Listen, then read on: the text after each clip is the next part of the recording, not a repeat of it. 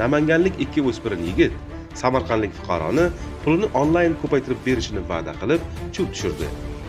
Keyingi vaqtda internet orqali onlayn daromad topish tobora ommalashib bormoqda. Zamonaviy til bilan aytganda, onlayn trading faoliyati. Ammo buni to'liq tushunib yetmasdan ayrim fuqarolar firibgarlar tuzog'iga tushib qolmoqda. Samarqand viloyati Bulung'ur tumanida yashovchi 20 yoshli fuqaro xuddi shu kabi firibgarlik tuzog'iga yo'liqdi. U o'zining bank plastik kartochkasida bo'lgan 4 million 120 ming so'm pullarni firibgarlar hisobiga o'tkazib bergan.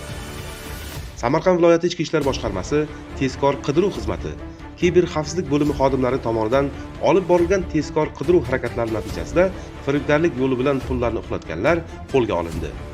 Ular Namangan viloyati Chust tumanida yashovchi 18 hamda 19 yoshli yigitlar ekanligi aniqlandi.